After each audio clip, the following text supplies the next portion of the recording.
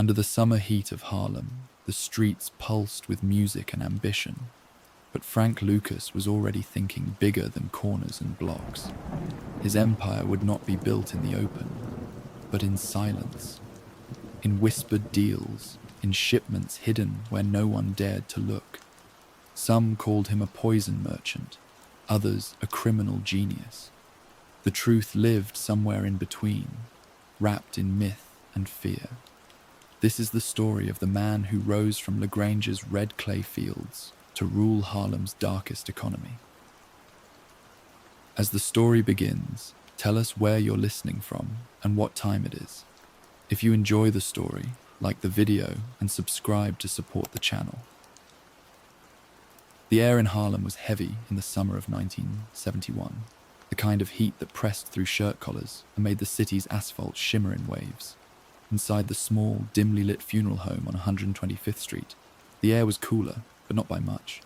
The walls held the faint sweetness of lilies and the sharper bite of embalming chemicals. Under the weak hum of a fluorescent light, a single coffin lay in the center of the room, draped with an American flag. Its polished wood reflected the gold light of flickering candles, and the faint sound of a slow gospel organ drifted from a back room.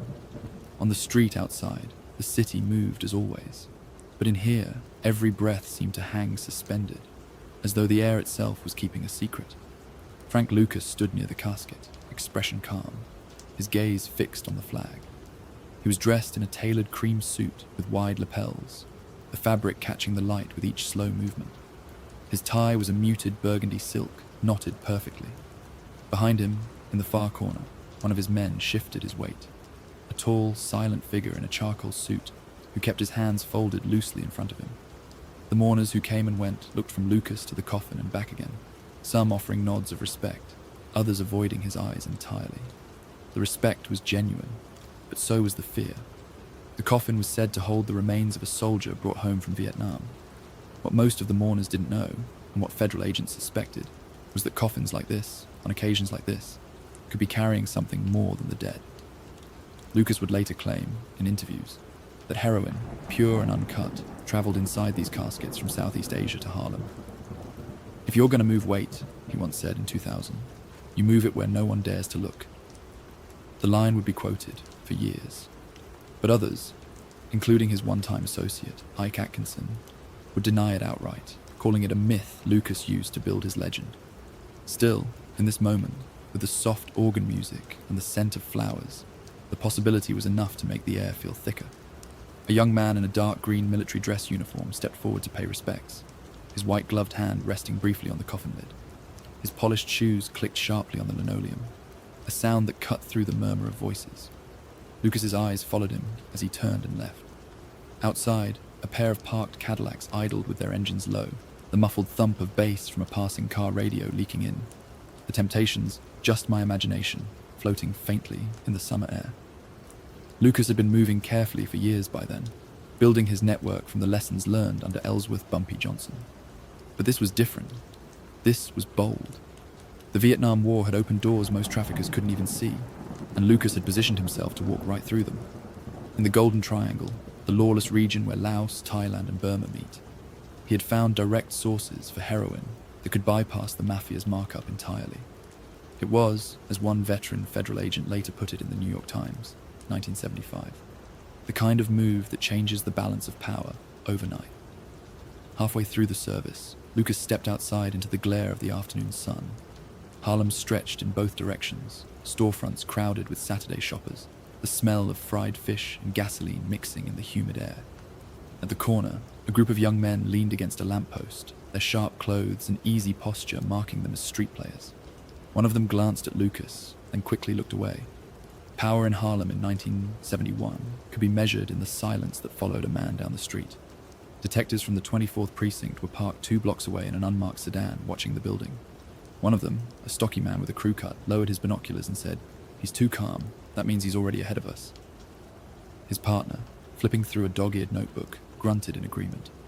They'd been hearing rumors, whispers of a supply line no one could trace, a product so pure that users talked about it in the same tone they used for fine whiskey. In the organized crime landscape of the early 70s, That was a direct challenge to the Italian syndicates, who'd long considered heroin distribution their territory. Back inside, the service was ending. The pallbearers, 2 in funeral black, 2 in plain suits, lifted the coffin and began the slow walk toward the waiting hearse. The creak of the handles, the soft shuffle of their steps, and the faint metallic squeak of the casket cartwheels filled the narrow hallway. Lucas walked a few paces behind, his cream suit standing out starkly against the muted tones around him. To an outsider, it was a simple act of respect for the dead. To those in the know, it was also a display, a signal that Lucas could move anything, anywhere, under the cover of solemn ceremony. As the hearse door closed with a heavy thud, Lucas lit a cigarette, the tip flaring bright against the summer glare. He drew in slow, exhaled even slower, the smoke curling upward before disappearing into the heat. A photographer from the Amsterdam News stood across the street, camera at the ready, snapping a frame as the convoy of Cadillacs in the hearse pulled away. The next morning, the paper's front page would carry the headline, "Harlem bids farewell to fallen soldier." No mention of heroin, no hint of suspicion, just a respectful send-off in black and white. In later years, when asked whether the coffin smuggling story was true, Lucas would sometimes smile and say nothing, letting the silence speak. Other times, he'd lean in and offer a knowing look, as though the truth was a currency too valuable to spend freely. Either way, the legend stuck. It played into the image he had cultivated, not just a drug lord, but a strategist who could outthink both his rivals and the law. The convoy moved slowly down Malcolm X Boulevard, past familiar storefronts and corner bars. Children paused in their games to watch, mothers holding them back from stepping into the street. The hearse's chrome reflected the bright sky, its polished surface broken only by the wavering shapes of the crowd. Midway through the procession, Lucas glanced out the tinted window of his Cadillac, noting the heads that turned, the quick nods, the whispered names. Respect was not just given in Harlem, it was performed, and Lucas was a master of the stage. As they crossed into the edge of central Harlem, the streets seemed quieter, the hum of traffic fading.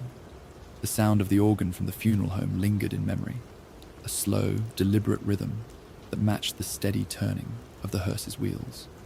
Lucas leaned back in his seat, fingers drumming lightly on the armrest. Somewhere in the distance, a siren wailed and faded. Not for him, not today. By the time the procession reached its destination, the sun was beginning to dip, casting long shadows over the headstones. The pallbearers moved with the same careful precision as before, lowering the coffin into place. Lucas stood apart from the crowd, the cream suit now touched with the faintest hint of dust at the hem. He didn't speak. He didn't need to. The presence was enough. When the last mourner had gone and the cemetery gates stood open to the evening air, Lucas remained for a moment longer, gazing at the fresh mound of earth. The faint scent of cut grass mingled with the lingering smoke from his last cigarette. Somewhere beyond the gates, the city went on, deals being made, debts being collected, lives changing in minutes. The coffin was in the ground, but the wheels that had carried it were still turning in the world beyond. The next scene would tell of how those wheels began to turn in the first place, long before Harlem, long before the suits, when Frank Lucas was just a boy from LaGrange, North Carolina, looking for a way out of a world that had given him nothing. But here, in the fading light of a Harlem evening, all that mattered was the quiet and the secret that might, or might not, have been buried with the soldier. And as the hearse's empty cart was rolled back to the waiting van, the faint metallic squeak of its wheels echoed against the stone walls, the same sound that had marked the beginning of the day and now marked its end. The humid air of Harlem in 1971 faded in memory, replaced by the thick, slow-moving heat of a North Carolina summer 3 decades earlier. The year was 1939, and LaGrange was a place where time seemed to stick like red clay to the soles of your shoes. The streets were unpaved, the air thick with the scent of cut tobacco, and the distant tang of manure from nearby farms. Frank Lucas was just a boy then, wiry and sharp-eyed, watching the world from the wooden steps of a weather-worn shack that leaned toward the road as if listening for trouble. Poverty wasn't an idea here. It was the ground under your bare feet. His mother patched clothes until the fabric was more patched than original. His father's hands were cracked from long days in the fields. The knuckles split from years of hard labor. In those days, work for a black family in LaGrange meant endless rows of cotton or tobacco, and an unspoken understanding that no matter how much sweat you put in, you would never own the land beneath you. But the moment that seared itself into Lucas's memory wasn't about work. It was about fear. One warm night, under a sky heavy with stars, his 13-year-old cousin, Obadiah, was lynched by members of the Ku Klux Klan. Lucas, not yet 10, saw the aftermath with his own eyes. The stillness of the scene, the whispering of neighbors, the way no one looked each other in the face. It was a lesson burned into his bones. Decades later, he would say in an interview, "I swore I'd never let anyone have that kind of power over me again." Jet magazine, 1975. The sensory world of his youth was a mix of dust, smoke from wood-burning stoves, and the metallic tang of well water drawn up in dented buckets. It was a world that taught you to keep your head down, unless you were ready to face what came when you lifted it. By the early 1940s, America was at war, but LaGrange barely felt the ripple. Life here stayed the same. Mornings in the fields, afternoons under the punishing sun, nights listening to the hum of cicadas as the elders spoke in low voices about who'd been arrested, who'd been beaten, and who had simply disappeared. By the time Frank turned 12, he was already restless, leaning toward the road like the house he grew up in. That year, a petty theft, stealing food to keep from going hungry, landed him in the hands of local law enforcement. In rural North Carolina, that meant being chained with other boys to a work gang, clearing ditches and breaking stones under the watch of armed deputies. The iron cuff around his ankle left a raw red ring that took weeks to fade. It was, in his mind, a clear signal. The rules here were not meant for him to win by. Midway through the decade, a family dispute and the pull of opportunity, any opportunity, pushed him toward the decision that would change his life. He left LaGrange in the back of a pickup truck headed north, the flat fields giving way to pine stands, then to the clamor of cities he'd only heard about. The journey to New York was long, broken by the smell of bus depot coffee and the grit of coal dust from passing freight trains. Somewhere along the way, the boy from LaGrange began to understand that survival wasn't enough. Power was the only currency that mattered.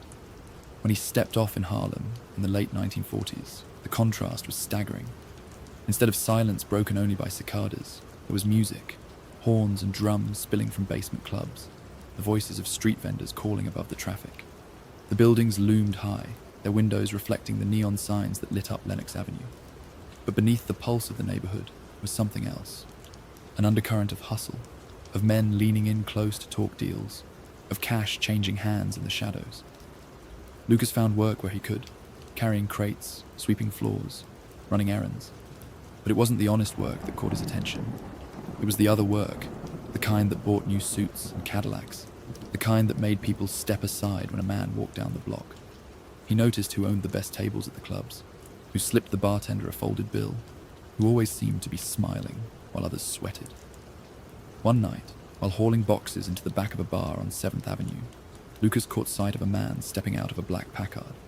He was dressed in a sharp three-piece suit, a silk handkerchief in his breast pocket, and carried himself like the street was his personal carpet.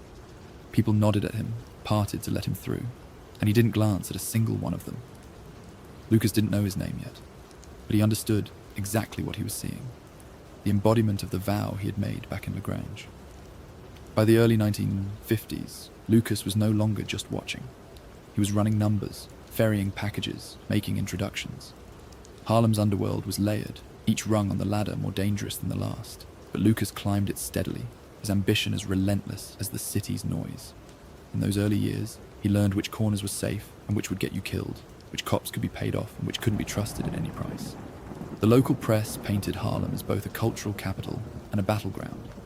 In the New York-Amsterdam News, headlines about jazz performances ran alongside reports of raids, arrests, and shootouts. The police were always present, but never quite in control, and the Italian syndicates still cast long shadows over the drug trade. In this environment, a young hustler with patience and cunning could find space to grow if he knew how to move unseen. Lucas, even then, cultivated an image. He kept his clothes neat, his speech measured. "If you look like trouble," he'd say years later, "trouble finds you faster." The micro detail of those years was his shoes, always polished, even when the soles were worn thin. It was a small thing, but in a place where image mattered, it marked him as someone who took himself seriously. By the mid-scene re-anchor, we are back in Harlem, 1955. the neon lights pooling on the wet pavement after a sudden rain. Lucas walks past Minton's playhouse, strains of live bebop drifting out, mixing with the hiss of bus brakes and the murmur of conversations in doorways. The city had become his classroom, and every night was another lesson in the mechanics of power. He was still years away from the bold plays that would make his name, but the foundation was set. A boy forged in the fields of Lagrange, hardened by injustice, and sharpened on the grindstones of Harlem's streets. The death of his cousin, the chain around his ankle, the vow never to be powerless again, all of it lived just beneath the surface, guiding his choices. As he turned onto 125th Street one evening, the streetlights flickering against the mist, Lucas glanced at his reflection in a store window. The boy from Lagrange was still there, but his eyes were older now, the set of his jaw firmer. Somewhere far behind him, in the Carolina heat, the cicadas still sang. But here, the soundtrack was different. The rumble of traffic, the murmur of deals, and the low, steady beat of a city that never slept. And just as in that Harlem funeral home years later, the air carried the weight of something unspoken, the quiet knowledge that the next step he took would be one step further away from the boy he had been, and one step closer to the man Harlem would come to know by name. The rain in Harlem had a way of exaggerating the lights, turning every street lamp into a hazy halo, and every neon sign into a blurred streak of color. It was the late 1950s, and Frank Lucas was no longer the hungry boy just off the bus from Lagrange. He had made himself known on the edges of Harlem's underworld, reliable enough to be trusted with delicate errands, smart enough not to ask too many questions. That was the kind of reputation that eventually brought him into the orbit of Ellsworth Bumpy Johnson. Johnson was Harlem's undisputed figure in the shadows, not the loudest voice, but the one with the most weight. His power didn't need to be shouted. It was carried in the way people stepped aside when he walked, the way bartenders had his drink ready before he reached the counter, the way rivals kept their voices down when his name came up. Lucas first saw him up close, one damp October evening, outside the Smalls Paradise nightclub on 7th Avenue. A black Cadillac Fleetwood was parked at the curb, its chrome catching the streetlights in sharp flashes. Johnson stepped out wearing a dark overcoat with a velvet collar, the brim of his fedora low over his eyes. The street noise seemed to soften when he appeared. Lucas had been running packages that night for a numbers man with loose connections to Johnson's crew. He was leaning against the brick wall when Johnson's gaze fell on him. Not a long look, but enough for Lucas to feel as if he'd been weighed and measured. A week later, he was summoned to carry a sealed envelope across town, and when he delivered it without incident or delay, the introductions became formal. Inside a quiet back room at Wells' restaurant, Johnson sat in a leather booth, the smoke from his cigar curling upward into the low light. The air was thick with the scent of fried chicken and collard greens from the kitchen. Without raising his voice, Johnson asked Lucas where he was from, what he wanted. Respect, Lucas answered. Johnson's lips curved into something between a smile and a smirk. Respect is earned, he said, in 1958, by making blood flow for your people, and by knowing when not to. That sentence would stick with Lucas for decades. The midpoint of that first meeting was punctuated by a moment so small it might have gone unnoticed. A waitress brought Johnson his coffee, and without looking, he slid a folded bill into her apron pocket. The gesture was smooth, automatic, and unremarkable to him. But to Lucas, it was a detail that spoke volumes. Power wasn't just in the deals or the muscle. It was in the quiet, constant reinforcement of influence, even in something as ordinary as a cup of coffee. Johnson became a mentor in the way older predators mentor younger ones, not through lectures, but by letting them watch. Lucas learned to move in rooms without announcing himself, to make alliances without binding contracts, and to keep the police as close as necessary without letting them too near. Johnson's own network straddled the legitimate and the criminal, numbers rackets, protection schemes, and quiet arrangements with Italian mafia bosses that kept Harlem's streets under a kind of managed order. In the broader organized crime landscape, Harlem was unique, an autonomous sphere under Johnson's stewardship, tolerated by the Italians because he knew how to keep peace and profits flowing. One winter night in 1961, Lucas accompanied Johnson to a sit-down in the back of a tailor's shop on 125th Street. The hiss of steam from pressing irons filled the air, mixing with the smell of wool. The other man in the room was a Genovese family lieutenant, sharp in a pinstripe suit, who made a point of noting that business runs smoother when Harlem knows its place. Johnson's reply, calm and low, was, "Harlem's place is right where I say it is." The New York Times would later paraphrase such exchanges in its crime columns, noting Johnson's rare position as a black man negotiating on equal terms with the Italian mob. By the midpoint re-anchor, we are back on 7th Avenue, 1962, the night air laced with the sound of a distant jazz horn and the occasional rattle of the elevated train. Lucas stood just behind Johnson as they left a club, scanning the faces in the crowd. The nods, the glances quickly averted. It was a living demonstration of what Lucas was working toward. Not just money, but a presence so commanding that it bent the environment around it. Still, there were lessons that came with sharper edges. In 1963, a small-time hustler tried to move product on Johnson's turf without permission. Lucas was there when Johnson addressed it, not with violence, but with a conversation that ended with the man handing over his operation and leaving town. "Blood is expensive," Johnson told Lucas afterward. "Sometimes you pay in fear instead." It was as much about restraint as it was about force, a balance Lucas would later apply and twist in his own rise. Lucas's role under Johnson grew over the years. He wasn't the right-hand man, there were others closer, but he was trusted with sensitive jobs and included in meetings where plans took shape. The micro detail of those years was the way Lucas kept a small notebook in his inside jacket pocket, jotting down addresses, names and numbers in a careful, almost formal script. He never let it out of his sight. By the late 1960s, Johnson's health was failing, but his influence remained intact. Lucas, now in his late 30s, had developed his own small network, still loyal to Johnson, but with ambitions expanding beyond Harlem's borders. The cultural context was shifting. The civil rights movement was changing the political landscape. The Vietnam War was reshaping global trade routes, and the drug economy was beginning to outpace the numbers racket in profit potential. The last time Lucas saw Johnson alive was in 1968, outside a social club on 141st Street. Johnson leaned on his cane, dressed immaculately as ever, and spoke in that same low voice. "Harlem will always have a king. The question is, will it be you?" Weeks later, Johnson was gone. The Amsterdam News headline read, "Harlem mourns the passing of Bumpy Johnson," a man whose name had been both shield and sword for an entire community. Standing on the rain-slicked sidewalk after the funeral, Lucas lit a cigarette, the flare of the match reflected in a puddle at his feet. The city around him was loud, impatient, restless, and for the first time, he felt the weight of a vacuum where Johnson's presence had been. The mentor was gone, but the lessons remained, etched into Lucas's methods and ambitions. And as the rain tapped softly against the brim of his hat, he understood that the shadow he had stood in for a decade was gone. Ahead lay the open street, bright with possibility and dark with risk. A street he intended to claim, one calculated step at a time. By the late 1960s, Harlem was changing, and Frank Lucas could feel the shift like a tremor beneath the pavement. Without Bumpy Johnson's steadying presence, the old order was fraying. Rival crews pressed at the edges. The Italians were reasserting their influence, and the police, some bought, some incorruptible, were circling. Lucas understood that if he stayed within Harlem's borders, he would always be playing defense. To win, he had to go where the supply began, not just where it ended. That meant Southeast Asia. The opportunity came wrapped in war.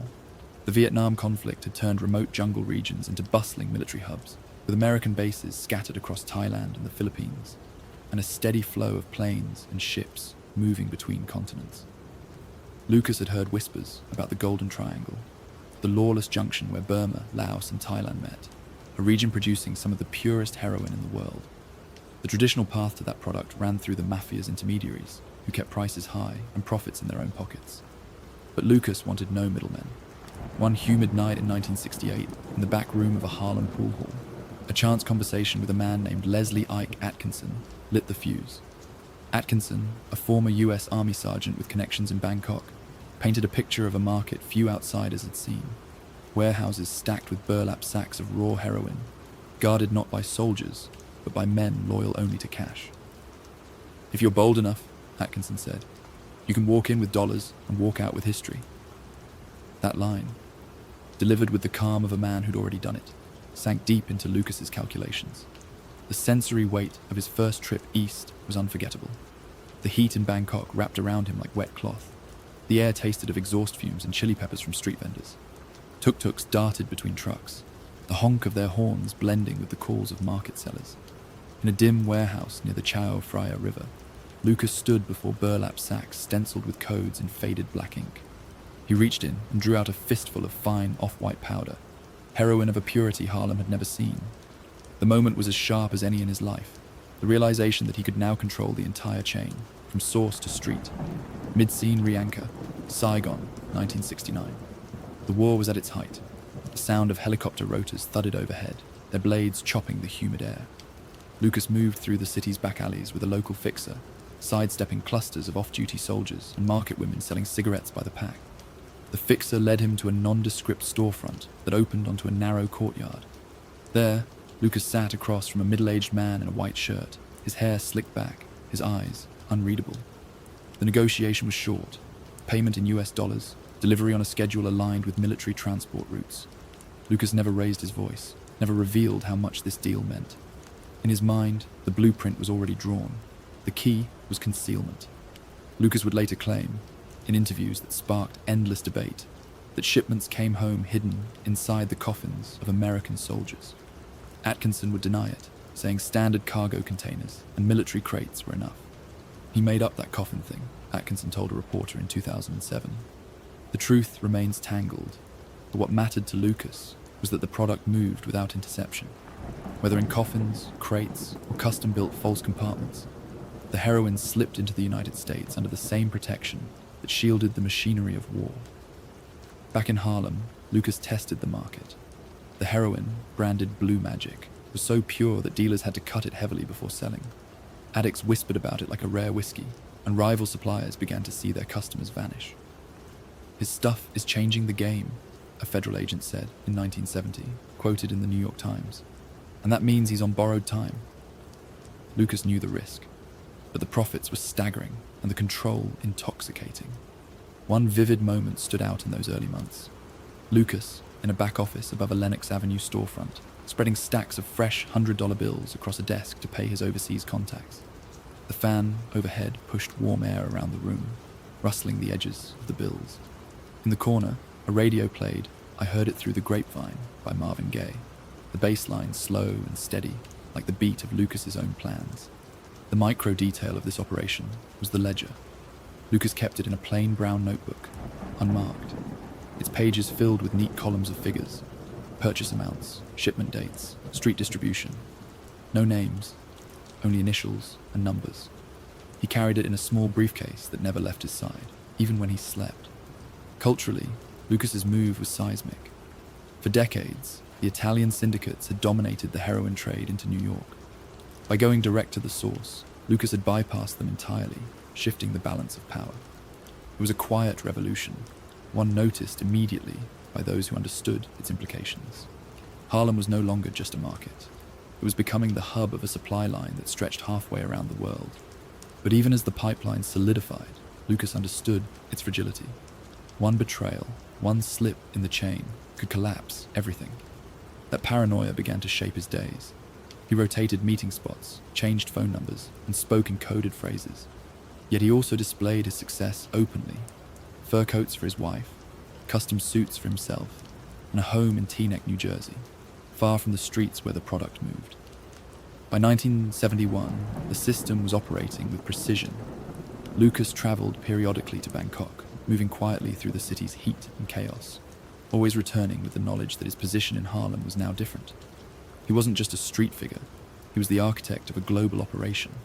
Power status snapshot, a man in Harlem who could say truthfully that he didn't answer to anyone above him.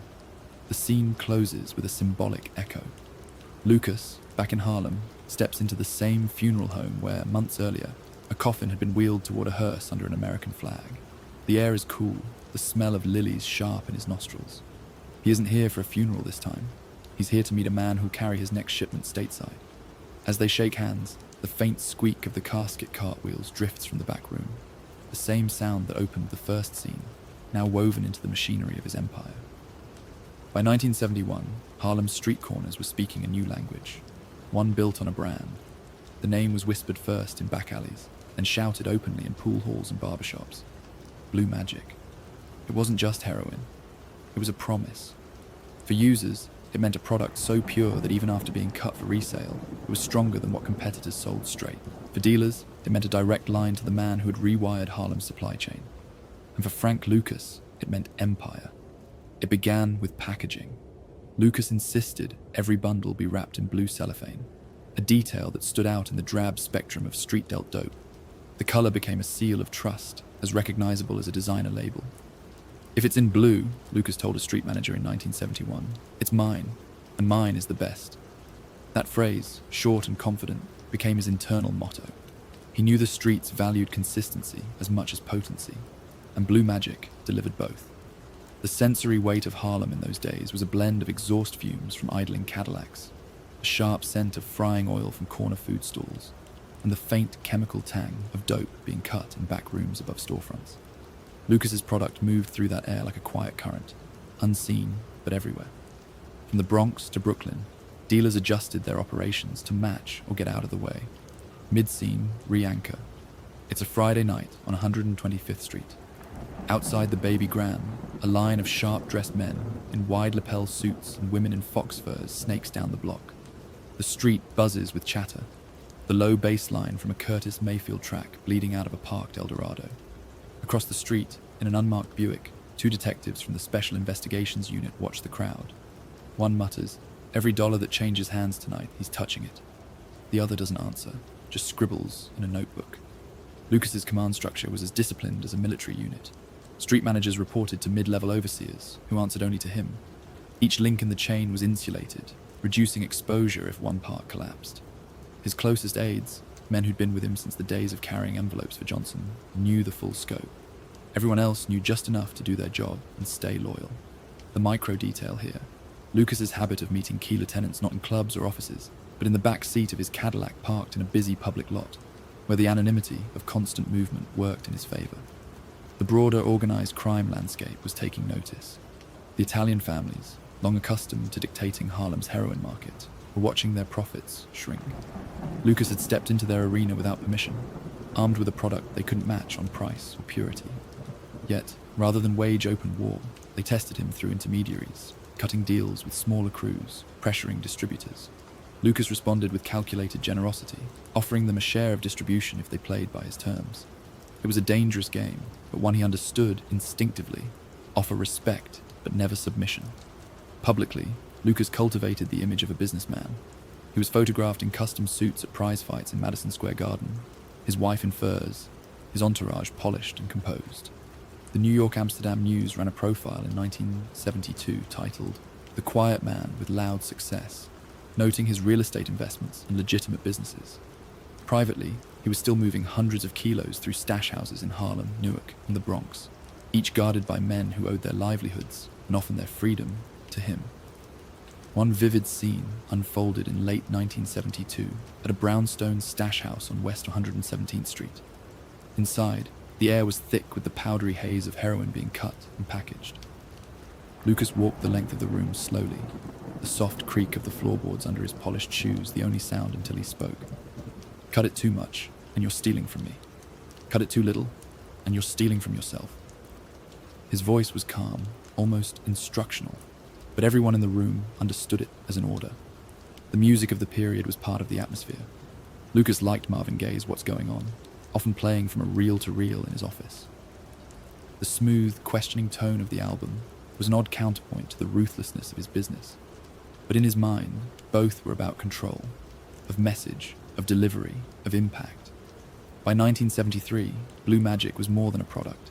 It was a symbol. For some in Harlem, it represented opportunity, a way out of poverty through street-level entrepreneurship.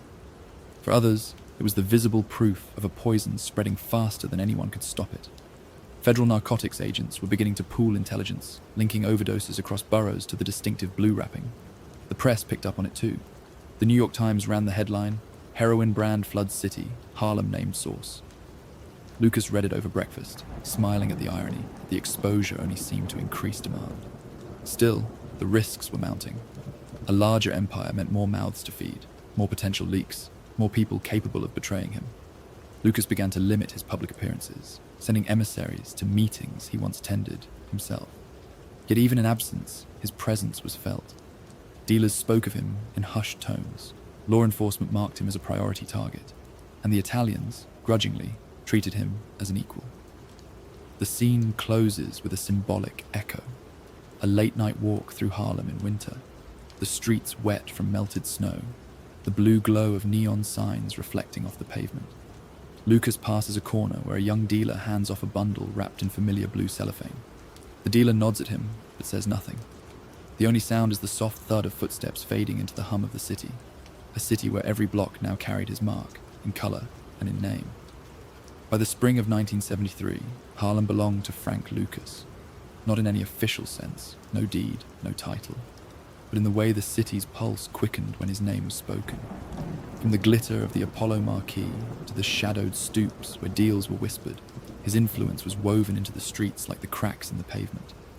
If blue magic had been the signature, Lucas himself was the seal, the guarantee that every move was sanctioned from the top. He had learned from Bumpy Johnson that power wasn't just about wealth, it was about visibility and invisibility in equal measure.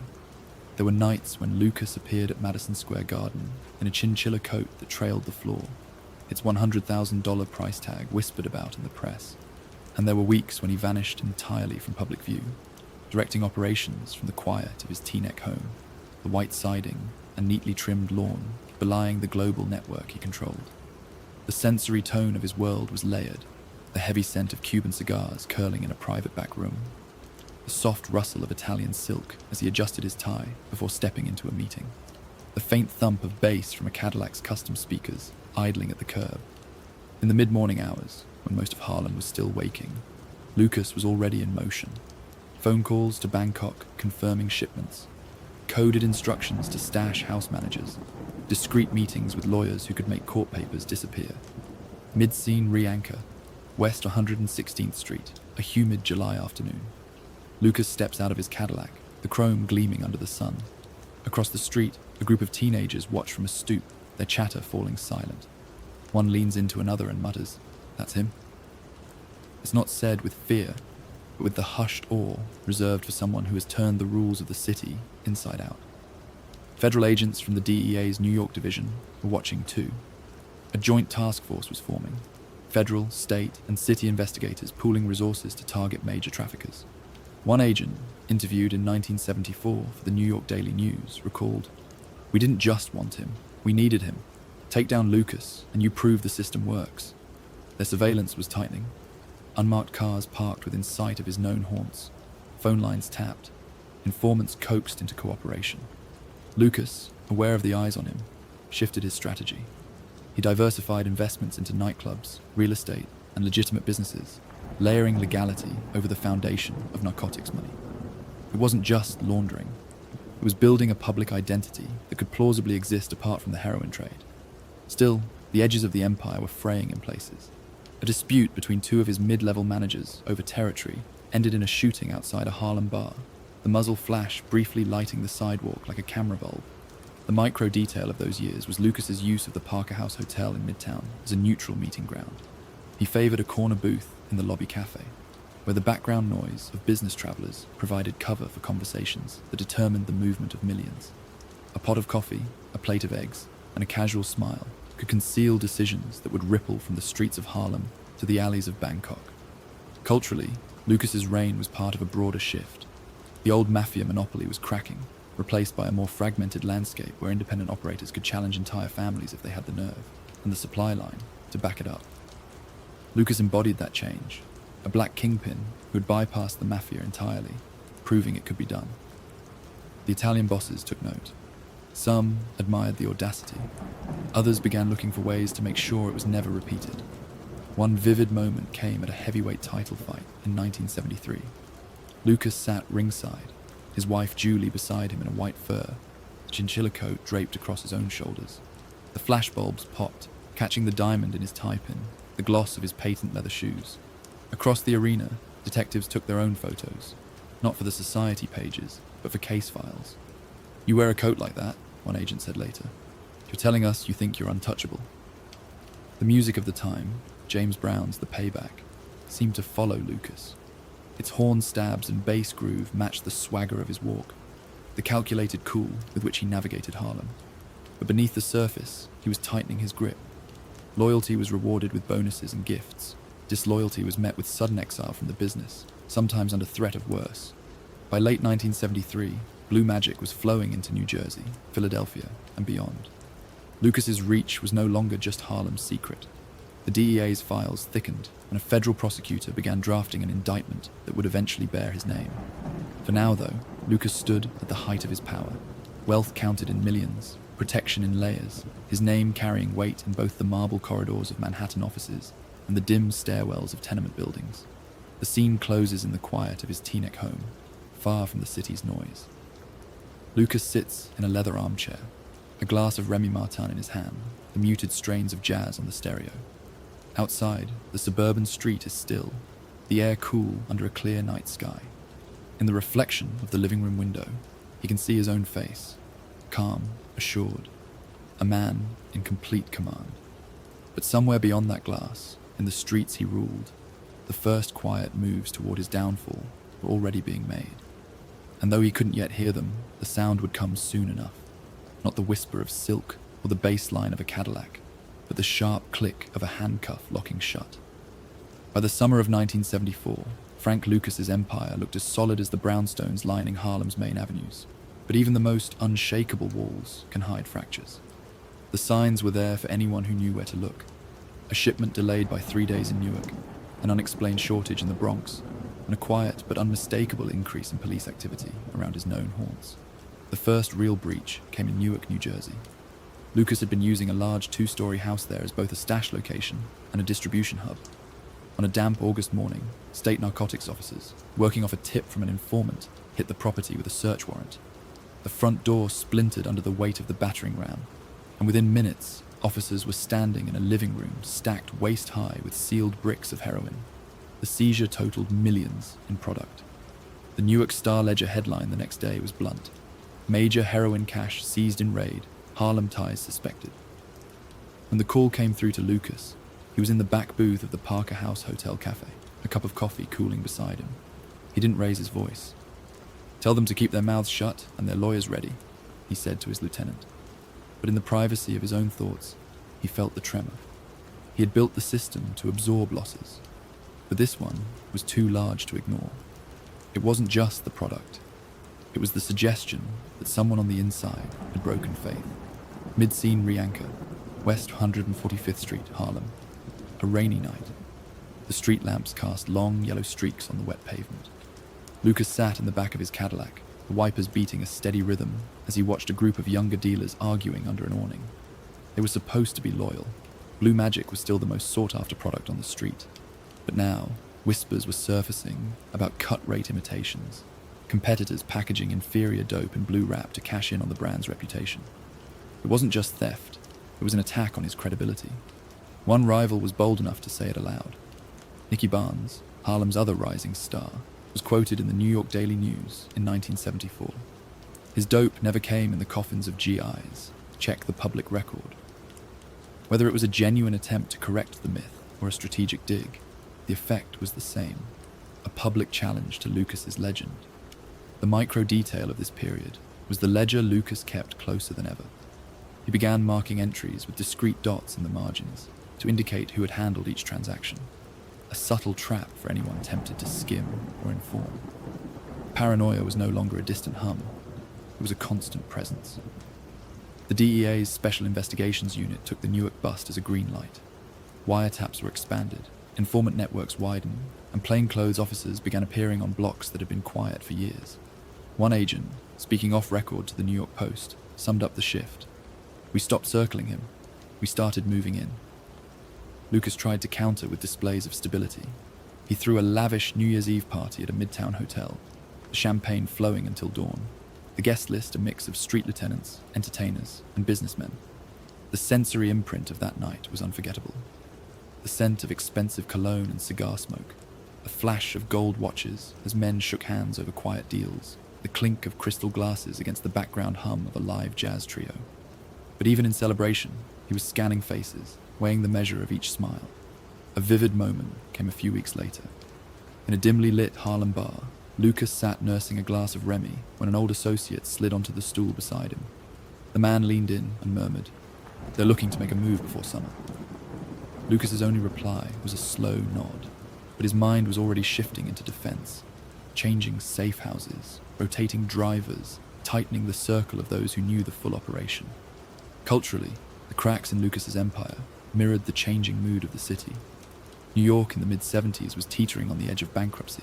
Crime rates were climbing, and public tolerance for flamboyant criminals was wearing thin. The newspapers that once printed flattering profiles were now running investigative series on heroin's human toll, often with blue magic mentioned by name. By early spring, the fractures were spreading. A trusted courier was arrested in Queens with a trunk full of heroin and chose cooperation over silence. A lieutenant in the Bronx was caught dealing outside his assigned territory, sparking a violent reprisal that drew unwanted police scrutiny. Every response Lucas made, whether through payoffs, intimidation, or quiet removal, cost him more than the last. The scene closes with Lucas standing alone in the back room of a Harlem restaurant, the noise of the dining area muted behind the closed door. On the table before him, a map of the city is spread flat, dotted with pins marking stash houses, distribution points, and known police activity. He runs his fingers slowly over the pins in Newark and Harlem, cool metal pressing into his skin. Outside, the rain begins again, tapping against the window pane like a reminder. No matter how strong the facade looks from the street, the water always finds a way in. By mid-1974, the investigation into Frank Lucas had moved from background noise to center stage. The Newark bust, the counterfeit blue magic on the streets, and the whispers from men too nervous to meet his eyes, had convinced law enforcement that the time for passive surveillance was over. Now, the hunt was deliberate. The DEA's Special Investigations Unit, the New York State Police, and the NYPD's Narcotics Division joined forces, pooling files and sharing intelligence in a way rarely seen between agencies. The target was clear. The first change Lucas noticed was the cars. Not just the unmarked sedans with their mismatched hubcaps and antennae, but the same pale green Ford parked 2 blocks from his Teaneck home for 3 nights in a row. Then came the men on the corners, clean-cut, dressed like they belonged, but with eyes that never wandered far from him. On one afternoon drive through Harlem, he caught his own reflection in a store window, flanked by 2 men walking half a block behind. They weren't there by accident. One DEA agent, quoted anonymously in the New York Times in October 1974, summed up the approach. "We wanted him to feel us getting closer, to make him think about every move he made." That psychological pressure was as much a weapon as the warrants they were preparing. Mid-scene re-anchor, early evening, west 116th Street. A light snow is falling, dusting the roofs of parked cars. Inside his Cadillac, Lucas watches a payphone across the street where one of his couriers is late for a scheduled check-in. The delay feels wrong. He leans back in the seat, the heater blowing warm air tinged with the scent of leather, and considers whether the man has been picked up or turned. That was the paranoia now. Not if they'd breached the walls, but where. Wiretaps became the sharpest tool in the arsenal. Court orders allowed the DEA to listen in on payphones in Harlem bars, on home lines in Newark, even on the lines of suspected distributors in Philadelphia. Hours of recorded conversations were sifted for patterns, changes in voice tone, code words that suddenly appeared, silences where there should have been answers. Lucas had trained his people to speak in oblique phrases. 2 tickets meant 2 kilos. Visiting Aunt May meant a shipment had landed. But the agents were learning the language. The micro detail of this period was Lucas's growing reliance on handwritten notes instead of phone calls. Small slips of paper, folded into matchbooks or tucked under coffee cups, carried instructions between lieutenants. They were burned after reading. But paper was slower than a voice, and in a business where timing was currency, the lag was dangerous. Inside the agencies, the focus on Lucas was shifting from narcotics possession to conspiracy and organized crime charges. RICO, the Racketeer-Influenced and Corrupt Organizations Act, had been in effect for just 4 years, but its potential was becoming clear. A successful RICO case didn't just remove the man, it dismantled the structure beneath him. Prosecutors began charting his connections like a family tree, mapping every known associate, every financial transaction that could be tied to illicit profit. Culturally, the momentum was against him. Public outcry over heroin overdoses was at a high, and newspapers ran multi-page features on the poison flooding our streets. More often than not, blue magic was named directly. Each mention chipped away at the plausible deniability Lucas had built through his legitimate business front. A vivid moment came in November 1974, when agents shadowed him to a midtown hotel. Lucas entered alone, wearing a camel hair coat over a dark suit, and left less than an hour later with a small leather case. The agents tailed him through light traffic back to Harlem, but made no move to stop him. The goal was patience, to let the case grow fat with evidence. Still, the incident made its way into the Daily News with a grainy photo of Lucas stepping out of the hotel lobby, his face half turned from the camera. The soundscape of his life had changed. Where once it had been the steady hum of business, the shuffle of cash, the ring of a phone, it was now punctuated by the mechanical click of a wiretap recorder, the rustle of agents' notepads, the quiet crunch of tires as unmarked cars rolled by his block. At night, in Teaneck, lying awake in the dark, he could hear his own house settling, each creak an echo of his growing unease. By December, the tightening had become visible even to those outside his circle. A prize fight in Madison Square Garden saw him arrive without his usual entourage, a calculated move to avoid attention, but one that sparked rumors about his security. In the VIP lounge afterward, a former associate approached and said, "They're circling, Frank. This ain't the time to stand still." Lucas didn't answer. His eyes followed the exit instead. The scene closes in his Harlem office above a storefront. The blinds are drawn, the only light coming from a green-shaded banker's lamp on the desk. Spread before him are 3 sets of papers. A list of incoming shipments, a map of stash locations, and a clipping from the New York Times with the headline, "Federal Task Force Targets Harlem Narcotics Rings." His fingers rest on the edge of the clipping. Outside, a siren wails briefly, then fades. The air in the room feels close, heavy, as if the walls themselves are inching inward. The law was no longer a shadow at the edge of his empire. It was standing at the gates, and the sound it carried wasn't the tap of rain or the hum of city life. It was the slow, steady approach of boots on concrete, getting closer with every step. The knock came just before dawn on January 28, 1975. 3 hard raps against the front door of Frank Lucas's Teaneck home, sharp enough to cut through the quiet like a gunshot. He was already awake. Weeks of tightened surveillance had made sleep a shallow thing, interrupted by imagined footsteps and the occasional real sound of tires on wet pavement outside. This time, it wasn't his imagination. "Federal agents, open the door!" The voices were amplified by the cold air. By the time Lucas reached the hallway, the door gave way under the force of a battering ram. In rushed a flood of dark-coated figures, their boots striking the hardwood in heavy, synchronized thuds. One agent's voice carried above the rest. "Frank Lucas, you're under arrest." In that instant, the world narrowed to sensory fragments. The rough grip on his wrists as the cuffs locked, the faint smell of coffee and cigarette smoke clinging to the agent's clothes, the cool metal pressing against his skin. Somewhere down the hall, his young daughter cried out, her voice high and panicked. His wife's footsteps followed, quick and unsteady.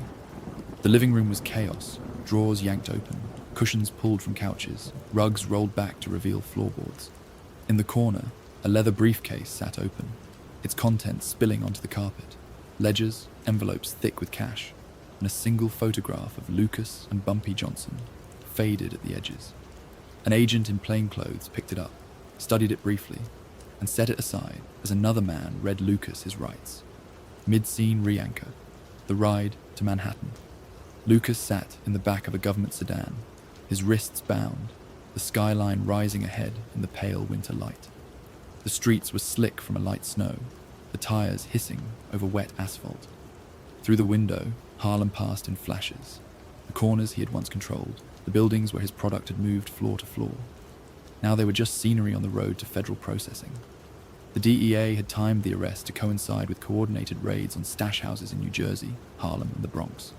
The haul was massive, over $500,000 in cash, nearly 100 kilos of heroin, and a small arsenal of firearms. The New York Times headline that afternoon read, "Lucas, suspected kingpin, seized in dawn raids." Below it, a smaller subhead, "Federal and local agents stage joint strike." Processing at the Metropolitan Correctional Center was a sensory shock. The smell hit first, a mixture of disinfectant, sweat, and something metallic from the steel bars. The fluorescent lights were unforgiving, bleaching the color from everything. The intake officer rattled off questions in a bored monotone as Lucas's fingerprints were taken, the black ink cool and slick on his fingertips. From the start, The guards treated him with a mixture of curiosity and distance. Some had read his name in the papers for years. Others only knew him as another high-profile inmate to be moved through the system. One veteran officer muttered, "You won't be running this yard like you ran Harlem." It wasn't a threat, just a statement of fact. The micro detail here was the number on his prison uniform, a long string of digits stamped on a stiff off-white tag sewn into the collar. It would replace his name in the daily routines of the facility, a quiet erasure of the identity he had spent decades building. Inside, the noise was constant. The clang of gates opening and closing, the shouted conversations between tiers, the metallic crash of meal trays sliding along steel rails. Lucas kept his head down in those first days, watching, cataloguing faces. The instincts that had kept him alive on the streets adapted quickly to the new environment, learning who controlled what, which guards could be spoken to, which inmates to avoid. Culturally, prison in the mid-70s was a different kind of underworld. In here, status wasn't built on tailored suits or imported cars, but on alliances, favors, and the ability to command respect without inviting open challenge. Lucas found a few men who had once moved in his orbit, low-level associates picked up in related busts. The hierarchy inside was already set, and he was an intruder at the top. A vivid moment came 2 weeks into his stay. A younger inmate approached him in the yard, asking if the stories about Coffins were true. Lucas studied the man's face before answering. "Truth's whatever keeps you breathing."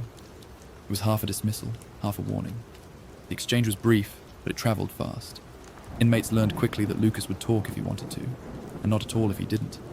His power status snapshot now was stark, a man still respected for his past reach, but stripped of the tools that had made it possible. The walls didn't care who he had been. They only measured what he could be inside them. Nights were the hardest. In his cell, lying on the thin mattress, he would stare at the ceiling, tracing the faint water stains like maps. The sounds of the prison, distant arguments, the echo of footsteps on metal stairs, became the soundtrack to his thoughts. He replayed decisions, catalogued mistakes, and kept circling back to the moment the front door splintered. Somewhere in that chain of events was the weak link he hadn't seen. The scene closes with Lucas sitting at a metal table in the common area, a paperback novel open in front of him. He isn't reading.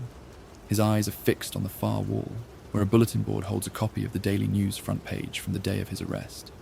The photo shows him in cuffs, head turned toward the camera, a faint half-smile on his face.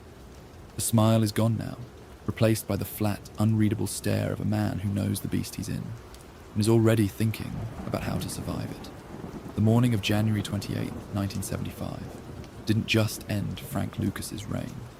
It rewrote his daughter's earliest memories. 4-year-old Francine was asleep in her pink-carpeted bedroom when the battering ram hit the front door. The sound was not just loud, it was wrong.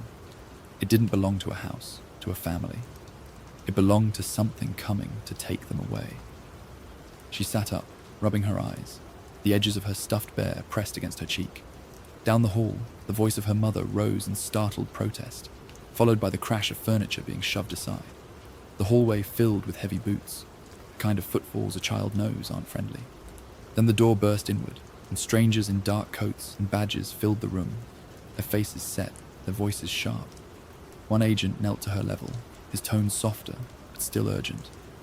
"We need to go with your mom," he said. She clutched the bear tighter, its fabric worn at the seams from countless nights of holding it. The smell of aftershave and cold air clung to the men, mixing with the faint scent of her strawberry shampoo. Somewhere downstairs, her father's voice was calm but distant, reciting words she didn't understand. "You have the right to remain silent." Mid-scene, re-anchor. 2 hours later, the house in Teaneck was silent, except for the rustle of papers as agents catalogued what remained. Boxes of cash, ledgers, photographs. Francine and her mother sat in the back of a government sedan, heading toward an address she'd never heard before. The frost on the windows blurred the passing streets into streaks of white and grey. She pressed her face to the glass, trying to understand how everything familiar had been replaced by motion. For Julie Lucas, the arrest was more than the loss of her husband's presence. It was the collapse of the careful world she had built around her daughter. She had kept the darker realities of Frank's business at arm's length, sheltering Francine from its language, its risks. But that morning, the walls came down. In the weeks that followed, the family's phone rang constantly. Reporters, lawyers, distant relatives. all with questions she could not or would not answer. Francine's memories of those weeks are fragments. The way the living room in their temporary apartment smelled faintly of mildew, the sound of her mother crying quietly behind a closed bathroom door, the sight of unopened boxes stacked in corners, holding toys she didn't feel like touching, the micro detail, the teddy bear that had been in her arms during the raid, now sat on a shelf, untouched. She couldn't explain why she stopped sleeping with it, only that it no longer felt safe. Lucas's arrest and pending trial became front-page news. The New York Post splashed a headline in March 1975. Drug lord's family faces new life without him. For the first time, Francine saw her father's face in the newspaper, not in a frame on the mantel. She pointed it out to her mother, confused. Julie only said, "That's your daddy," and turned the page. Visiting days at the Metropolitan Correctional Center were a strange kind of reunion.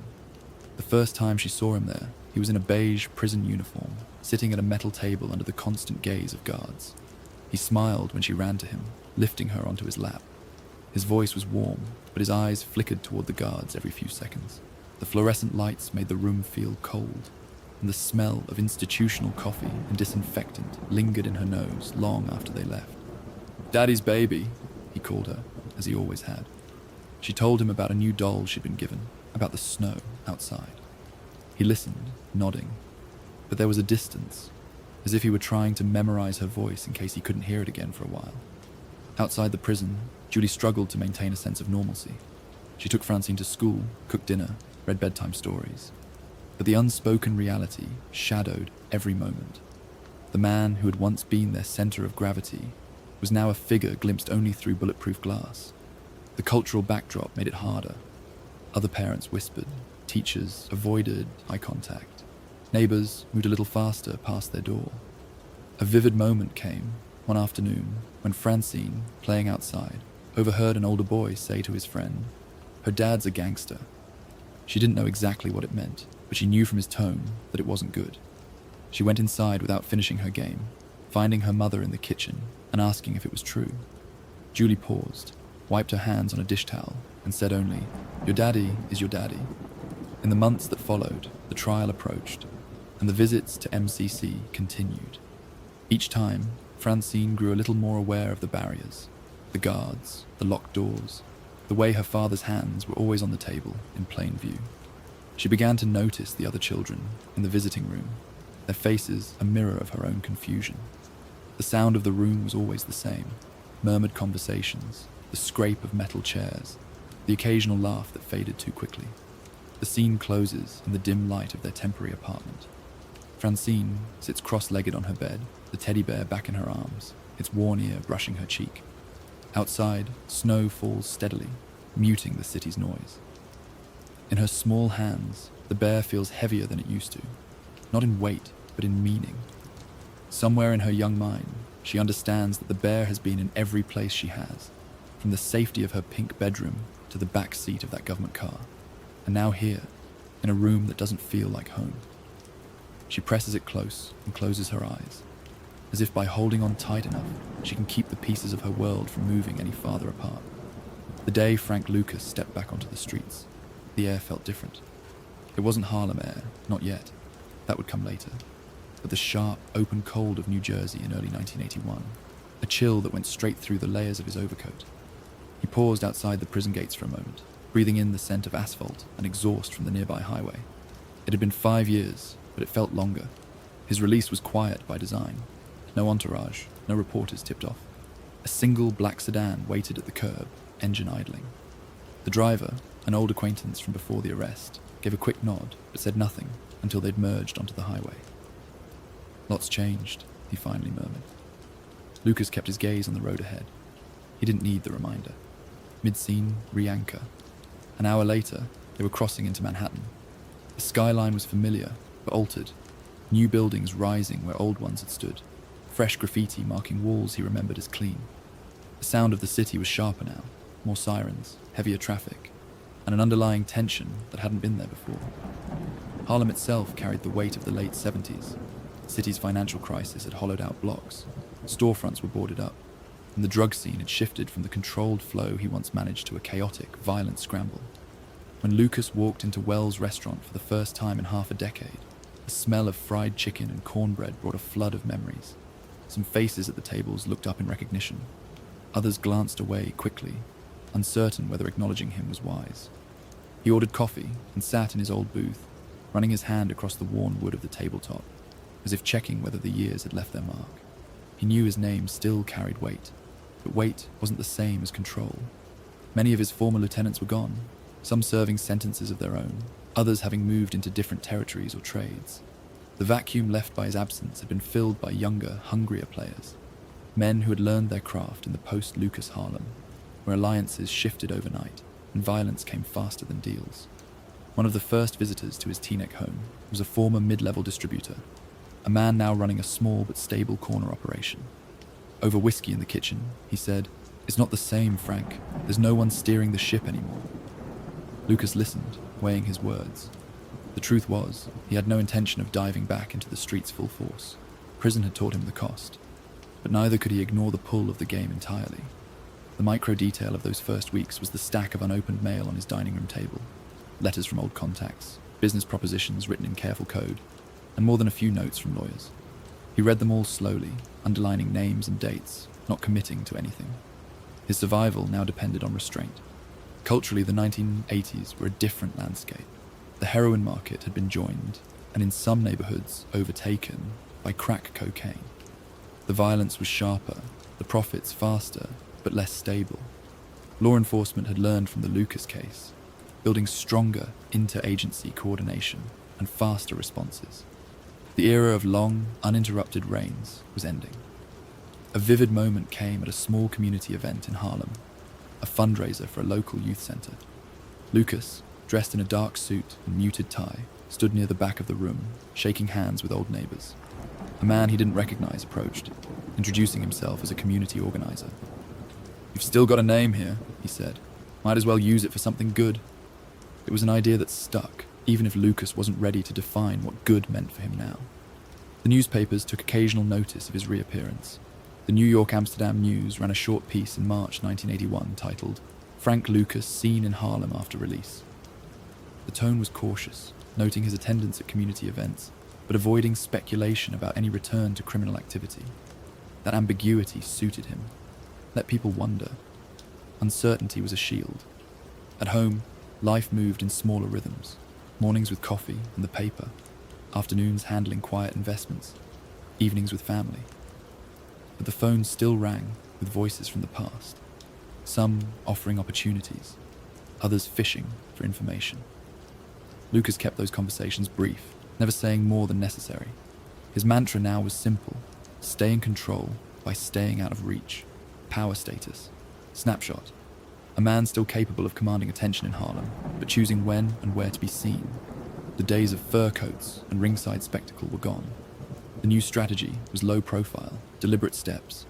The scene closes one grey afternoon as Lucas stands at the window of his Teaneck home, watching a light rain fall on the street outside. The reflection in the glass shows a man older. The sharp lines of his face soften, but not erased. Behind that reflection, the living room is quiet. No stacks of cash, no ledgers on the table, just the muted tick of a clock. The world outside has moved on, but the discipline that built his empire remains, coiled beneath the surface, waiting for whatever comes next. By the early 2000s, Frank Lucas had become something unusual. A man whose name was known equally in law enforcement circles, street histories, and Hollywood pitch meetings. The truth of his life had been folded into the fabric of a legend so often repeated that even those who knew him best disagreed on where fact ended and story began. The most enduring myth was the one Lucas himself had helped shape: that heroin from the Golden Triangle had entered the United States hidden inside the coffins of American soldiers killed in Vietnam. To some, it was the ultimate symbol of audacity, proof of his cunning and ruthlessness. To others, it was pure fabrication, a story polished for dramatic effect. Ike Atkinson, the former army sergeant who had helped him build the Southeast Asia connection, dismissed it outright in interviews. He made that up.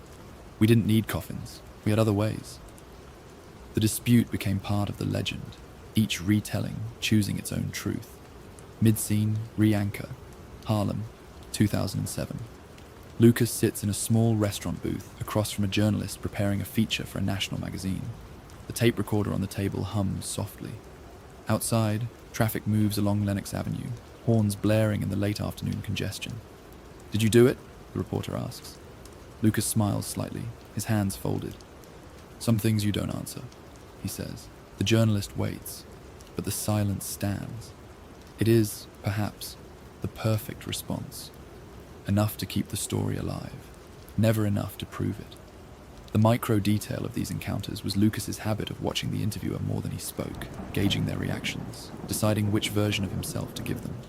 Sometimes he was the repentant elder, reflecting on past mistakes. Other times he was the unrepentant tactician, a man who had played the game better than anyone and survived. Both versions served him, and neither could be fully disproven. Hollywood, inevitably, came calling. Ridley Scott's American Gangster, 2007, brought Lucas's story to the screen with Denzel Washington in the lead role. The film took liberties, condensing timelines, amplifying conflicts, simplifying the complexity of Harlem's power structure. Lucas attended the premiere, shaking hands with actors, smiling for cameras. When asked about the accuracy, he shrugged. "They got some things right," he said, "and some things they made up. But it's a good movie." For the public, the line between the cinematic Lucas and the historical one blurred further. Law enforcement veterans who had worked his case bristled at some portrayals. One retired DEA agent was quoted in the New York Times. The movie made him into a folk hero. He wasn't Robin Hood. He was a businessman in poison. That tension, between those who saw him as a criminal strategist and those who saw him as a cultural anti-hero, kept his story in constant circulation. In Harlem, the myth served different purposes. For some, it was a cautionary tale about ambition's cost. For others, it was proof that someone from their streets could rise to a level that forced even the mafia to take notice.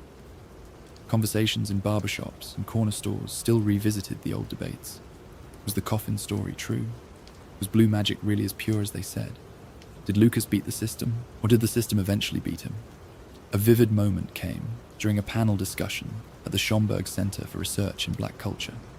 Lucas sat alongside a retired detective and a journalist, fielding questions from a packed audience, when a young man stood and asked, "If you could do it again, would you?" Lucas paused, leaned into the microphone, and said, "If I'm honest, I'd do it smarter." The room reacted in a wave, some laughter, some disapproval, all recognition that the man was still capable of crafting a moment that fed the legend without fully endorsing it. Culturally, the media's fascination with Lucas was part of a broader appetite for outlaw narratives, stories of figures who operated outside the law, but with the discipline and vision of corporate executives. He fit that mold perfectly, a blend of charisma, strategy, and danger. The fact that the truth was messy, contested, and sometimes unverifiable only made it more marketable. By the end of the decade, Lucas had become a regular figure in documentaries, crime podcasts, and anniversary pieces revisiting the drug wars of the 1970s. His health was declining, but his voice still carried the rhythm of Harlem in its prime. Confident, deliberate, with just enough space between words to make the listener lean in. The scene closes with Lucas alone at his kitchen table in Newark, a single lamp casting light over a folded newspaper. The headline is about a surge in heroin overdoses, a new wave, decades after Blue Magic. He reads in silence, his fingers tapping lightly on the table. The myth of Frank Lucas is still out there, reshaped with every telling. But the man is here, in this quiet room, staring at the reflection of his own shadow on the tabletop. Myth and man, inseparable now, each keeping the other alive. By the time the 2010s arrived, the public knew Frank Lucas's name, but few knew the name of the person who had quietly turned his story into something else entirely. Francine Lucas Sinclair had been the small child in the pink-carpeted bedroom on the morning of the 1975 raid, the little girl clutching a worn teddy bear as her father was taken away. Now, she was a woman who had built a life not in spite of that history, but in direct response to it. Her decision to speak publicly didn't come quickly. For decades, she had lived in the shadow of her father's reputation, often avoiding mention of her last name outside of close circles. "You spend a lot of time deciding whether to be honest or to be invisible," she once said during a community talk. By the time she was ready, she chose honesty, but on her own terms. Mid-scene re-anchor, Atlanta, 2011. A small classroom in a community centre smells faintly of chalk and fresh paint. Francine stands at the front, speaking to a group of children whose parents are serving prison sentences. The program is part of Yellow Brick Roads, the non-profit she founded to support and guide children affected by incarceration. On the whiteboard behind her, she's written in blue marker, "Your story is not your parents' story." The micro detail here is the way she keeps a stack of teddy bears in the corner of the room, each one new, soft, and carefully chosen. They're given to children on their first visit, a small gesture with a larger meaning, a deliberate echo of the one she carried through the most frightening day of her childhood. For Francine, the bear was a symbol of both loss and resilience. Giving one to each child was her way of saying, "You're not alone in this." She tells the children pieces of her own experience, tailored for their age, how her father's arrest changed her home overnight, how moving to a new place meant new schools, new stairs, new questions, how she learned to separate the man she knew from the headlines everyone else saw. "It's not about pretending it didn't happen," she says. "It's about deciding what you do next." Culturally, her work taps into a part of the justice conversation that is often left out, the children left behind. For every arrest, there are ripples that extend into kitchens, classrooms, and playgrounds. Francine uses her father's name when it helps open doors for her program, but she's careful to make sure the focus stays on the kids. "I'm not here to rewrite his history," she said. "I'm here to rewrite mine." A vivid moment came during one of Yellow Brick Road's holiday events. The room was full of laughter and the rustle of wrapping paper as kids opened donated gifts. Francine spotted a young girl sitting quietly at the edge of the group, clutching a teddy bear but not unwrapping the box in her lap.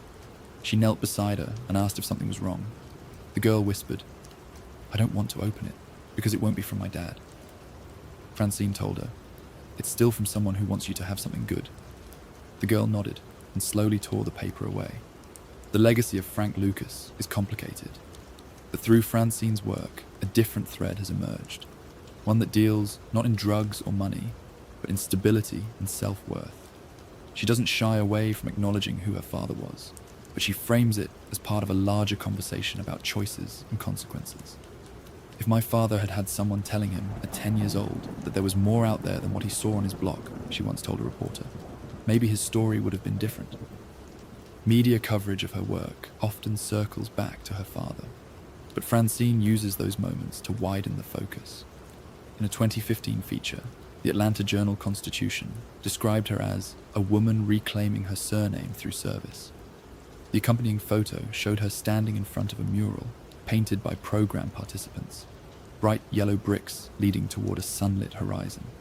Power status snapshot, not measured in territory or money, but in the trust of children who arrive wary and leave with something to hold on to.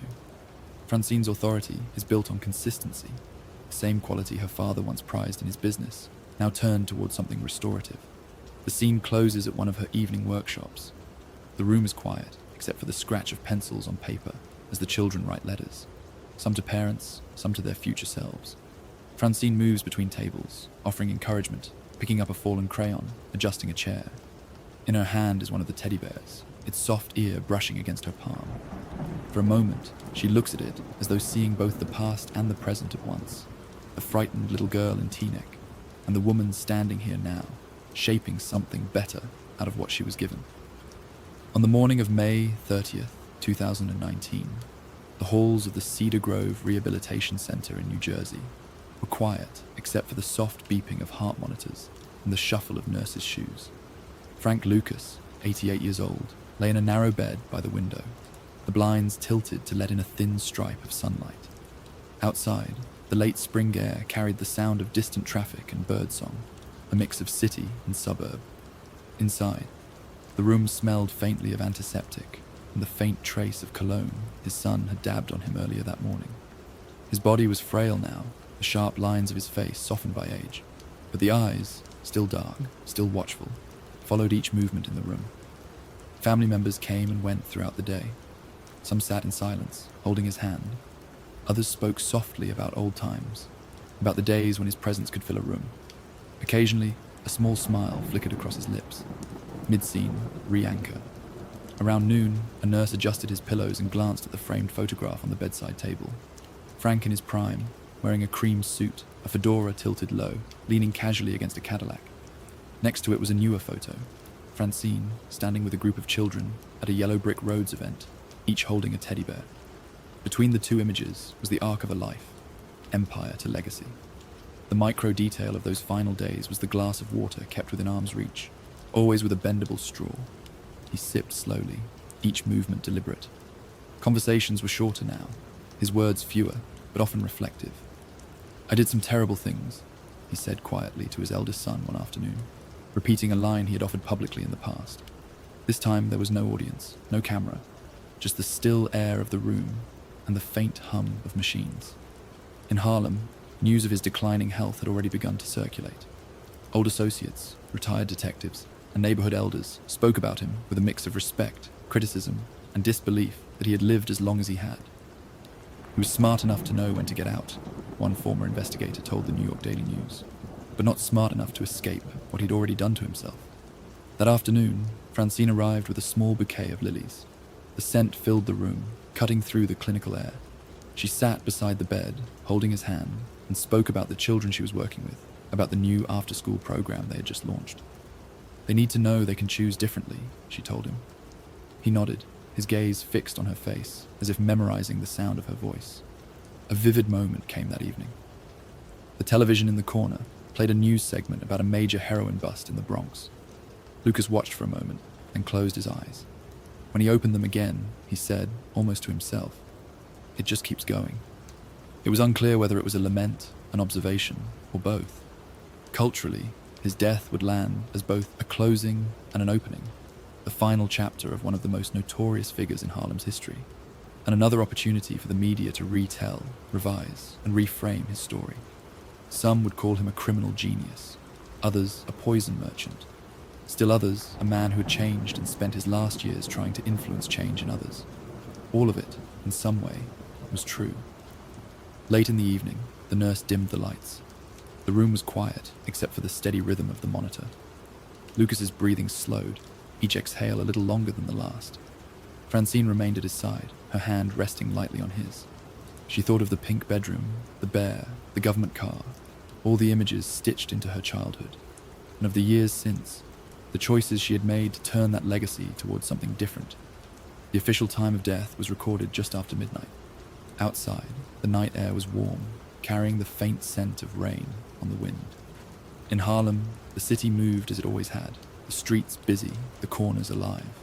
But somewhere in the quiet spaces between those movements, the name Frank Lucas shifted from present to past. The next morning, headlines appeared across local and national outlets. Frank Lucas, Harlem drug kingpin who inspired American Gangster, dead at 88. The photos varied, some showing him in the height of his empire, others in his later years, smiling gently at a community event. In each, the same eyes looked out, calculating, aware, carrying the weight of everything they had seen. The scene closes in the empty room at Cedar Grove. The blinds are still tilted, the lilies on the tables slightly wilted, their petals beginning to curl. The glass of water remains on the bedside, the straw bent at the same angle it had been the day before. Outside the window, the morning sun brightens the edges of the buildings in the distance. Inside, the air is still. The empire, the myth, the man, all at rest now, leaving behind a story that will be told, contested, and remembered in pieces for years to come.